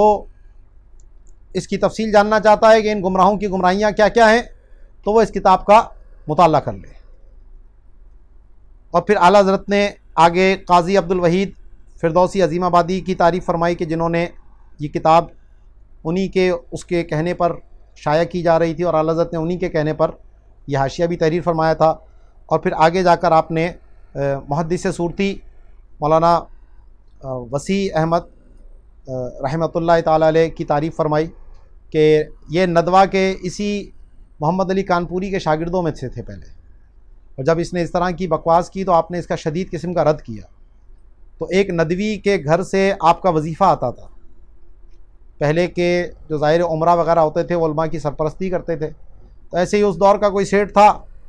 تو وہ محدث صورتی کے گھر کا خرچہ اٹھایا کرتا تھا، تو اس نے اس بنیاد پر آپ کو جو خرچہ دیتا تھا وہ خرچہ دینا بند کر دیا، لیکن محدث صورتی نے اس کی کوئی پرواہ نہیں کی، دنیا کے بدلے میں اپنے دین کو نہیں بیچا، اور اس پر پھر اعلیٰ حضرت نے آپ کو جو خطاب دیا وہ تھا الاسد الاسد، یعنی مضبوط شیر، الاشد الارشد، اور دین پر سختی کے ساتھ قائم رہنے والا اور درست راستے کے اوپر، اور فرماتے ہیں کہ آپ اسی کے اہل ہیں، بلکہ اس سے زیادہ کے بھی آپ اہل ہیں۔ تو اعلیٰ حضرت نے جس نے دین کے لیے قربانی دی اس کی تعریف بھی فرمائی اور ان کو القاب بھی دیے۔ تو آج بھی اسی بات کی ضرورت ہے کہ جو صاحب عزیمت ہیں ان کے ساتھ جڑا جائے، اور جن لوگوں نے حق کے راستے کو چھوڑ کر یہ صلاح کلی کے راستے کو اختیار کیا، کوئی بد مذہبوں کی تعریفیں کر رہا ہے، ان کے ساتھ بلا وجہ کے میل جول رکھ رہا ہے، ان سے تعریفات اپنے لیے وصول کر رہا ہے، تو ایسے لوگوں سے اپنے آپ کو دور رکھیں، اور جو عزیمت کے راستے پر ہیں اللہ تعالی ہمیں انہی کے قدموں کے خاک بنائے، انہی سے لپٹنا نصیب فرمائے، آمین۔ باقی انشاءاللہ آگے جو اقوال نقل کیے ہیں وہ یہیں سے ہم اس کو شروع کریں گے۔ وما علینا الا البلاغ المبین۔ الحمدللہ رب العالمین والصلاة والسلام علی سید الانبیاء والمرسلین، اما بعد فاعوذ باللہ من الشیطان الرجیم، بسم اللہ الرحمن الرحیم۔ پچھلے درس میں ہم نے سنا تھا کہ جو آج کل کے وہابی دیوبندی بھی ہیں وہ ہر اس چیز کو بدعت قرار دیتے ہیں کہ جو صحابہ کرام کے زمانے میں نہ ہو، اگرچہ اس کی قباحت کے اوپر کوئی اور دلیل موجود نہیں ہے، تو صرف اسی چیز کو وہ دلیل بناتے ہیں کہ جی صحابہ نے نہیں کیا تو اس لیے وہ کام بدعت ہو جائے گا۔ تو اس کا رد کیا شرح مقاصد کے اندر، اور اس کی تائید میں پھر ماتن جو ہیں دو عبارتیں نقل کرتے ہیں احیاء العلوم سے امام غزالی کی۔ تو فرماتے ہیں کہ جب نجدیوں کا سارے کے سارا گروہ اس جہالت میں ہی غرق ہے اور ان کے مذہب کا 9 حصے اسی باطل چیز پر ہی ان کی بنیاد ہے، فَبِالْحَرِيِّ أَن نَذْكُرَ الْمُعَادِدَ لِشَارِحِ الْمَقَاصِد، تو زیادہ لائق ہے کہ ہم شارح مقاصد کی کچھ تائید میں عبارتیں ذکر کریں۔ فنقول قال الامام غزالی فی الاحیاء فی باب السماع، تو امام غزالی نے اپنی کتاب احیاء العلوم کے اندر جو باب السماع ہے اس میں فرماتے ہیں الادب الخامس، 5واں ادب یہ ہے موافقۃ القومی فی القیام اذا قام واحد منہم فی وجد صادق، کہ اگر کسی ایک کو سچا وجد آ جائے اور وہ کھڑا ہو جائے تو اس کی موافقت میں سب لوگوں کا کھڑا ہو جانا یہ من غیر ریاء و تکلف، بغیر ریا اور بغیر کسی تصنع کے، اوقام باختیار من غیر اظہار وجد، یا بغیر وجد کے اظہار کے کوئی اپنے اختیار سے کھڑا ہو گیا، وقامت لہ الجماعت، اور لوگ بھی اس کے ساتھ کھڑے ہو گئے، تو فلا بد من الموافقت، تو ان کی ساتھ موافقت کرنا یہ ضروری ہے۔ یہ نہیں کہ جی کھڑا ہونا کون سا لازم ہے، میں تو بیٹھا رہوں گا، جیسے بعض لوگ ہے نا کھڑے ہو کر صلاۃ والسلام پڑھ رہے ہیں تو وہ ایک آ کر گئے میں تو بیٹھ کے بھی پڑھوں گا۔ بھائی جب سب کھڑے ہو کر پڑھ رہے ہیں تو تمہیں کھڑے ہو کے کرنے میں کیا ضرورت؟ تو فرماتے ہیں کہ موافقت کرنا یہ لازم ہے۔ فذالک من ادب الصحبت، یہ صحبت کے آداب میں سے ہے۔ وکذالک ان جرت عادت طائفۃ بتنحیۃ الامامۃ علی موافقۃ صاحب الوجد اذا سقطت امامتہ، اسی طرح اگر وجد کرتے ہوئے کسی کا امامہ گر جائے تو اس کی موافقت میں جو وہاں لوگ موجود ہیں وہ اپنے امامے کو جھکا دیں تو ان کی موافقت کرو۔ او خلع الثياب اذا سقط عنه ثوبه بالتمزیقی، یا کپڑے پھاڑنے کی وجہ سے اس کا کپڑا گر جائے تو وہ اپنی چادر اتار دیں، تو اس میں بھی ان کی موافقت کرو۔ تو فالموافقۃ فی ھذی الامور من حسن الصحبۃ والعشرۃ،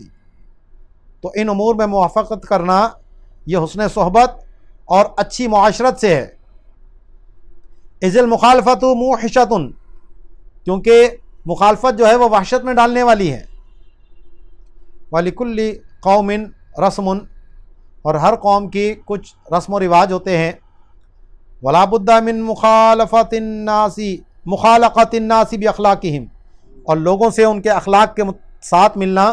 یہ ضروری ہے۔ كما ورد في الخبر لا سيما اذا كانت اخلاقا فيها حسن العشرة والمجاملة وتطيب القلب بالمساعدة، جیسا کہ حدیث میں بھی یہ وارد ہوا کہ لوگوں سے ان کے اخلاق کے ساتھ ملو، جس طور پہ ملنے کو وہ پسند کرتے ہیں اسی طرح ان سے ملاقات کی جائے، خاص طور پر جب ان کے اس اخلاق میں حسن معاشرت بھی ہے اور اچھا معاملہ کرنا بھی ہے اور ان کی موافقت سے دلوں کو خوشی پہنچانا بھی ہے۔ وقول القائل ان ذلك بدعۃ لم يكن فی عہد صحابتی، تو کسی کہنے والے کا یہ کہنا کہ جناب یہ تو بدعت ہے، یہ تو صحابہ کے دور میں نہیں تھا اس طرح، تو اس کے رد میں فرماتے ہیں فَلَيْسَ كُلُّ مَا يُحْكَمُ بِإِبَاحَتِهِ مَنْقُولًا عَنِ الصَّحَابَةِ، کہ جناب ہر وہ چیز جس کو مباح کہا جائے تو اس کی اباحت کا حکم صحابہ سے منقول نہیں ہے۔ کسی بھی کام کے مباح ہونے کے لیے اتنا کافی ہے کہ شریعت میں اس سے منع نہیں کیا، تو جو منع کرتا ہے دلیل دینا اس کی ذمہ داری ہے۔ بتاؤ کس آیت میں منع کیا گیا، کس حدیث میں اس سے منع کیا گیا، کس صحابی نے اس سے منع کیا۔ والمحظور بدعۃ تزاحم سنۃ مامورا بها، تو جناب ممنوع وہ بدعت ہے کہ جو ایسی سنت جس کا حکم دیا گیا ہو اس کے مزاحم ہو، اس سے ٹکراتی ہو۔ ولم ينقل النهي في شيء من هذا، تو اس کی ممانعت میں تو کوئی شے بھی منقول نہیں ہے۔ والقیام عند الدخول للداخل لم يكن من عادت العرب، اور کوئی جب تشریف لاتا تھا تو اس کے داخل ہونے کے وقت کھڑا ہونا یہ عرب کے عادات میں سے نہیں تھا۔ بل كانت الصحابۃ لا يقومون لرسول اللہ صلی اللہ علیہ وسلم فی بعض الاحوال، بلکہ صحابہ بعض احوال میں رسول اللہ صلی اللہ علیہ وسلم کے لیے بھی کھڑے نہیں ہوتے تھے۔ کما رواہ انس لیکن اذا لم يثبت فیہ نہی عام فلا نرى به باسا فی البلاد التي جرت العادۃ فیہا باکرام الداخل بالقیام، لیکن جب اس میں کوئی نہی عام تو وارد ہے نہیں کہ کوئی آپ سے ملنے آیا، آپ نے کھڑے ہو کر استقبال کیا تو اس پہ کوئی حدیث میں منع کیا گیا ہو کہ کھڑے ہو کے نہیں ملنا، تو ایسی کوئی نہیں تو ہے نہیں، تو کہتے ہیں اس لیے ہم اس میں کوئی حرج نہیں سمجھتے ان شہروں میں کہ جہاں یہ عادت لوگوں کی جاری ہے کہ جو بھی آنے والا ہوتا ہے اس سے کھڑے ہو کر اس کا اکرام کرتے ہیں، جیسے آج ہمارے معاشرے میں بھی ہوتا ہے کہ جی کھڑے ہو کر استقبال کیا۔ فإن المقصود منه الإکرام والاحترام وتطیب القلب بھی، کیونکہ اس کھڑے ہونے سے مقصود اس کا اکرام کرنا ہے، اس کو عزت دینا ہے، اس کا احترام کرنا ہے اور اس کے دل کو خوشی پہنچانا ہے۔ وکذالک سائر انواع المساعدات، اسی طرح موافقت کی جتنی بھی صورتیں ہیں ان سب کا یہی معاملہ ہے۔ اذا قصد بها تطیب القلب واصطلح علیہ جماعت فلا باس بمساعدتهم علیہ بل الاحسن المساعدۃ الا فیما ورد فیہ نہی لا يقبل التاویل، تو کہتے ہیں کہ اسی طرح تمام موافقات کی صورتیں ہیں کہ جب اس میں دل کو خوشی پہنچانا ہو اور ایک جماعت کی اس پہ اصطلاح ہے تو ان کی موافقت کرنے میں کوئی حرج نہیں ہے، بلکہ ان کی موافقت کرنا ہی اچھا ہے، سوائے ان صورتوں کے کہ جس میں کوئی ایسی نہیں آئی ہو کہ جو تعویل کو قبول نہ کرے۔ تو یہ ساری چیزیں اذان سے پہلے درود و سلام، انگوٹھے چومنا، یہ سویم، تیجا، 40واں، یہ سب کچھ اسی میں آ جائے گا کہ جب ان چیزوں سے منع نہیں ہے اور ان کے مقاصد اچھے ہیں اور یہ کام ہمارے معاشرے میں کیے جاتے ہیں، تو اس موافقت میں پھر آپ کو کیا حرج ہے؟ کیوں ان کو بدعت بدعت کے نعرے لگاتے ہو؟ کیوں مسلمانوں کو گمراہ قرار دیتے ہو؟ وفی الاحیاء، احیاء العلوم میں ہی دوسری بات فرمائی، المخالف فی العقد اما مبتدع او کافر، کہ عقیدے کے معاملے میں مخالفت کرنے والا یا تو بدعتی ہوگا یا کافر ہوگا، والمبتدع اما داع الی بدعته او ساکت اما لعجزه او باختیارہ۔ پھر بدعتی کی دو قسمیں ہوں گی کہ وہ اپنی بدعت کا دعوت دینے والا ہوگا، لوگوں کو اپنی بدعت اچھی کر کے پیش کرتا ہے، اس کی لوگوں کو ترغیب دلاتا ہے، یا وہ اس سے ساکت ہے، خود کرتا ہے بدعت پہ عمل لیکن لوگوں کو نہیں کہتا کہ اس پہ کرو، یا تو اپنے عجز کی وجہ سے کہ اس میں لوگوں کو دعوت دینے کی صلاحیت ہی نہیں ہے، یا پھر خود وہ ان چکروں میں نہیں پڑتا اپنے اختیار سے۔ فالاقسام الفساد فی الاعتقاد ثلاثۃ، تو اعتقاد میں فساد کی 3 اقسام ہو گئیں۔ الاول الکفر، پہلا تو کافر ہونا ہے، پھر کافر کی 2 قسمیں ہیں، حربی کافر ہوگا یا ذمی ہوگا۔ تو کہتے ہیں فالکافر ان کان محاربا فهو یستحق القتل والارقاق ولیس بعد هذین اہانۃ، تو اگر وہ حربی کافر ہے تو وہ تو قتل اور غلامی کا مستحق ہے، اور ان 2 کے بعد اس سے بڑھ کر کوئی اور اہانت نہیں ہو سکتی۔ وَأَمَّا الذِّمِّيُّ فَلَا يَجُوزُ إِيذَاؤُهُ إِلَّا بِالْإِعْرَاضِ عَنْهُ وَالتَّحْقِيرُ لَهُ بِالْإِصْطِرَارِ إِلَىٰ أَضْيَقِ الطُّرُقِ إِلَىٰ أَنْ قَالَ، اور جو ذمی ہے تو اس کو بلا وجہ ایذا نہیں پہنچائی جائے گی مگر یہ کہ اس سے اعراض کیا جائے گا، اس سے کوئی یاریاں دوستیاں نہیں کاٹی جائیں گی، اور اس کو حقیر جانا جائے گا اور اس کو تنگ راستے پر چلنے پر مجبور کیا جائے گا۔ الثانی، دوسرا، المبتدع الذی یدعو الی بدعتہ، دوسرا وہ بدعتی جو اپنی بدعت کی دعوت دیتا ہے لوگوں کو، جیسے آج کل کے وہابیہ دیا بنائیں۔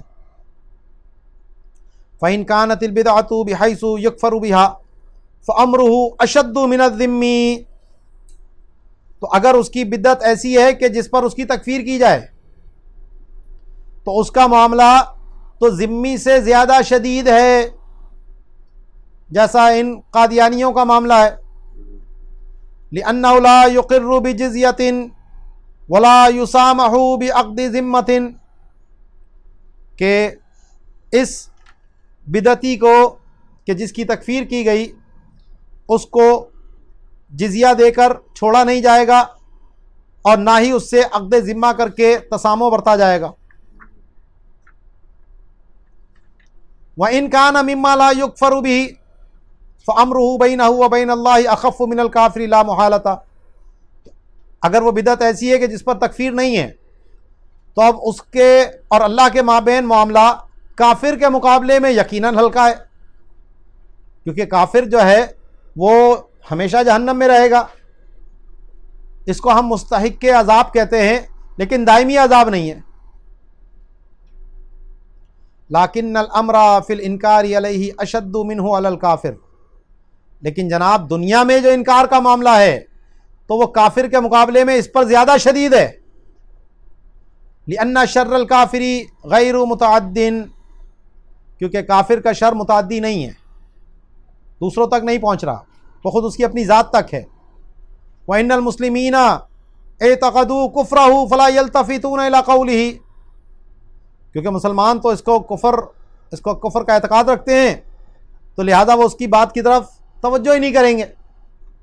اذ لا يدعي لنفسه الاسلام واعتقاد الحق، کیونکہ وہ اپنے لیے اسلام کا دعوے دار نہیں ہے اور نہ حق کے اعتقاد کا دعوے دار ہے، وہ تو جو اس کا عقیدہ ہے وہ ہے۔ اما المبتدع الذي يدعو الى البدعة ويزعم ان ما يدعو اليه حق فهو سبب لغواية الخلق فشره متعد، تو فرماتے ہیں وہ بدعتی جو اپنی بدعت کی طرف بلا رہا ہے اور وہ گمان کرتا ہے کہ جس کی وہ دعوت دے رہا ہے وہ حق ہے، تو یہ مخلوق کے گمراہ کرنے کا سبب ہے، تو اس کا شر متعدی ہے۔ فالاستحباب فی اظہار بغضہ ومعاداتہ والانقطاع عنہ وتحقیرہ والتشنیع علیہ ببدعتہ وتنفیر الناس عنہ اشد۔ تو کہتے ہیں کہ اس سے بغض کے اظہار کے معاملے میں، اس سے دشمنی رکھنے کے معاملے میں، اس سے تعلقات منقطع رکھنے کے معاملے میں، اس کی تحقیر کرنا، اس کی بدعت کی تشنیع کرنا، برائی لوگوں کے سامنے ظاہر کرنا اور لوگوں کو اس سے نفرت دلانا، تو اس کا استحباب مؤکد ہے، یعنی واجب ہے، لازم ہے۔ وَإِن سَلَّمَ فِي الْخَلْوَةِ فَلَا بَأْسَ بِرَدِّ جَوَابِهِ وَإِن عَلِمْتَ أَنَّ الْإِعْرَاضَ عَنْهُ وَالسُّكُوتَ عَنْ جَوَابِهِ يَقْبَحُ فِي نَفْسِهِ بِدْعَتَهُ وَيُؤَثِّرُ فِي زَجْرِهِ فَتَرْكُ الْجَوَابِ أَوْلَى۔ تو کہتے ہیں کہ اگر تنہائی میں سلام کر دے یہ، تو اس کے جواب کے رد میں حرج نہیں ہے، لیکن بہتر یہ ہے کہ جواب بھی نہ دے تنہائی میں بھی۔ اور اگر یہ معلوم ہے کہ اس سے اعراض کرنا اور اس کا جواب سے سکوت کرنا یہ اس کے اپنی ذات میں بدعت کو برا سمجھے گا اور اس کے زجر میں زیادہ مؤثر ہوگا، تو پھر جواب کا نہ دینا یہی بہتر ہے۔ لِأَنَّ جَوَابَ السَّلَامِ وَإِنْ كَانَ وَاجِبًا فَيَسْقُطُ بِهِ مَصْلِحَةً حَتَّى يَسْقُطَ بِكَوْنِ الْإِنسَانِ فِي الْحَمَّامِ أَوْ فِي قَضَاءِ حَاجَةٍ وَعَرْضُ الزَّجْرِ أَهَمُّ مِنْ هَذِهِ الْأَغْرَاضِ۔ کہتے ہیں سلام کا جواب اگرچہ واجب ہے، لیکن کسی مصلحت کی وجہ سے وہ ساقط ہو جاتا ہے، یہاں تک کہ اگر انسان بیت الخلاء میں ہے یا قضاء حاجت کر رہا ہے تو اس پہ سلام کا جواب واجب نہیں ہے۔ تو زجر کی غرض ان کو اس بدعت سے روکنا اور دیگر لوگوں کو اس سے روکنا، یہ ان اغراض سے زیادہ اہمیت رکھتا ہے۔ وَإِنْ كَانَ فِي مَلَئٍ فَتَرْكُ الْجَوَابِ أَوْلَى تَنْفِيرًا لِلنَّاسِ عَنْهُ وَتَقْبِيحًا لِلْبِدْعَةِ فِي أَعْيُنِهِمْ وَكَذَلِكَ الْأَوْلَى كَفُّ الْإِحْسَانِ إِلَيْهِ وَالْإِعَانَةِ لَهُ لَا سِيَّمَا فِيمَا يَظْهَرُ لِلْخَلْقِ۔ تو کہتے ہیں کہ اگر لوگوں کی جماعت میں وہ سلام کرتا ہے تو اب جواب نہ دینا اولا ہے، یعنی لازم ہے، تاکہ لوگوں کو اس سے نفرت ہو اور ان کی آنکھوں میں اس کی بدعت کی قباحت ہو، اور اسی طرح اس پر احسان نہ کرنا یہ بھی بہتر ہے، اور اس کی مدد نہ کرنا، خاص طور پر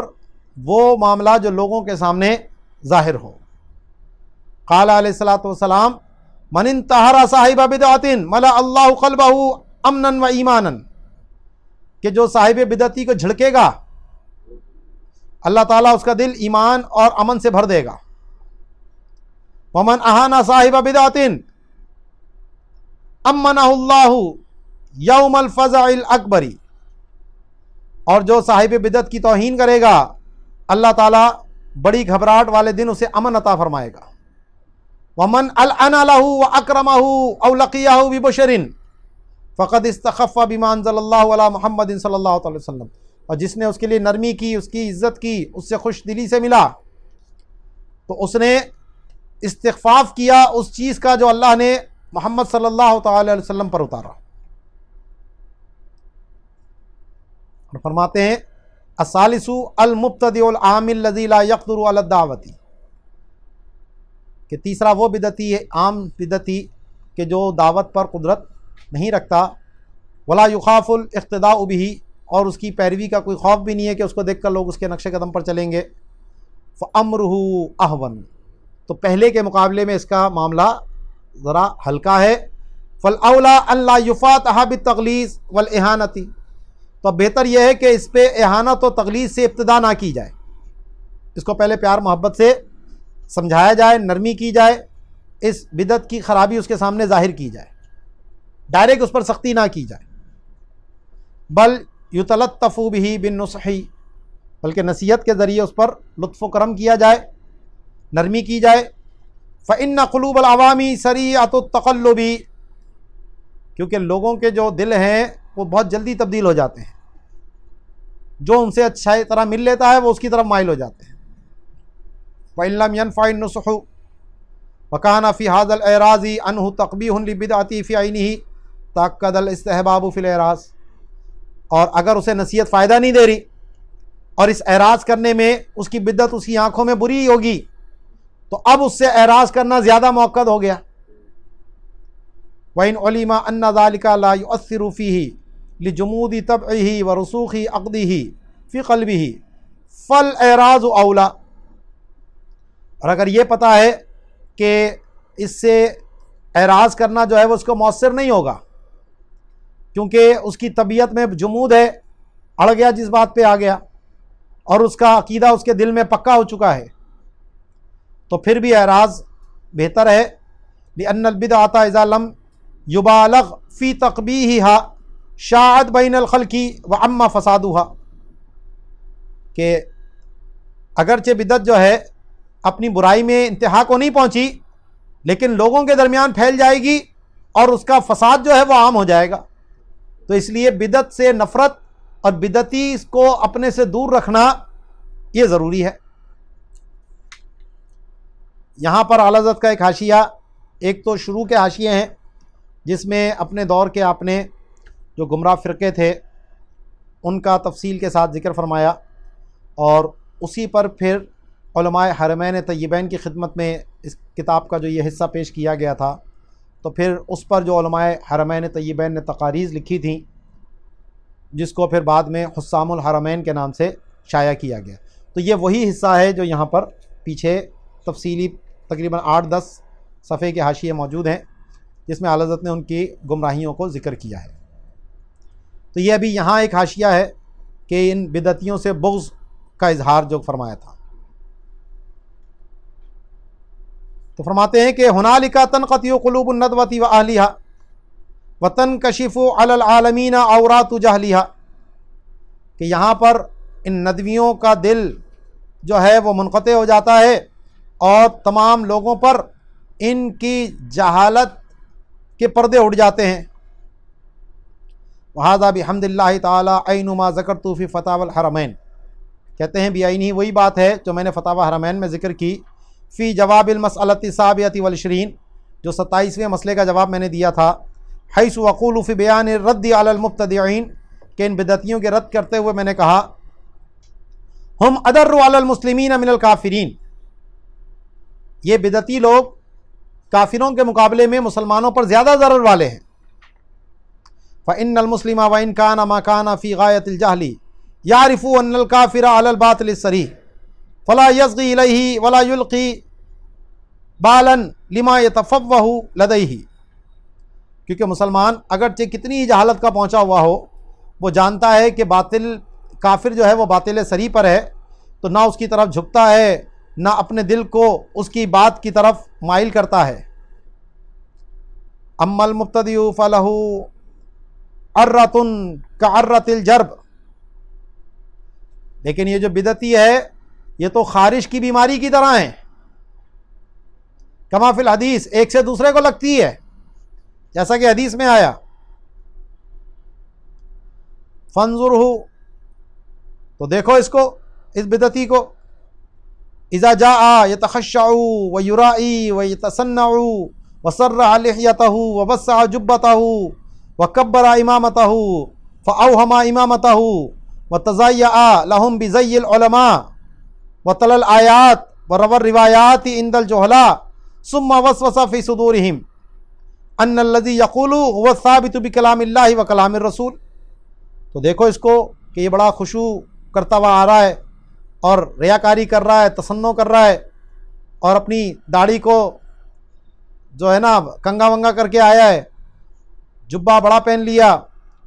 اور امامہ بڑا لگا لیا، تو اپنے امام ہونے کا وہم پیدا کرتا ہے اور علماء کے لباس کی شکل میں آ رہا ہے اور آ کر پھر تلاوت کرتا ہے، روایات پڑھتا ہے جہلا کے نزدیک، اور پھر ان کے دلوں میں یہ وسوسے ڈالتا ہے کہ جو وہ کہہ رہا ہے وہ ثابت ہے اللہ کے اور رسول کے کلام سے۔ جیسے ہمارے دور میں بھی تبلیغی جماعت والے گھومتے ہیں نا، وہ بڑی ایسی عاجزی مسکینی کی شکل بنا کر، جیسے دنیا کے سب سے پاک و صاف لوگ یہی ہیں، اور ان کے یہی حالات جب یہ کاروبار پہ بیٹھے ہوں، ان کے خاندانی معاملات میں، ان سے بڑھ کر شریر اور بد اخلاق آپ کو کوئی اور نہیں ملے گا۔ فہذا هو الداء العضال، تو کہتے ہیں یہ لا علاج بیماری ہے بھائی۔ ان الذی یقولہ، اچھا، والمکر الذی تزول منہ الجبال، اور ایسا مکر ہے کہ جس سے پہاڑ اپنی جگہ چھوڑ دیں۔ فاہم الاشیاء افساد امرہ ورد کیدہ باذن اللہ فی نحرہ، تو سب اشیاء میں سب سے اہم یہ ہے کہ اس کے معاملے کو خراب کیا جائے اور اس کے مکر کو اسی کے گلے پر لوٹا دیا جائے۔ وتغییر منکرہ، اور اس کے ناجائز عمل کو تبدیل کیا جائے۔ وتشہیر عجرہ وبجرہ، اور اس کی غلطیوں کی تشہیر کی جائے۔ وہذا ما روى ابن ابی الدنیا والحکیم ترمذی والحاکم فی الکنى والشیرازی فی الالقاب وابن العدی فی الکامل والبیہقی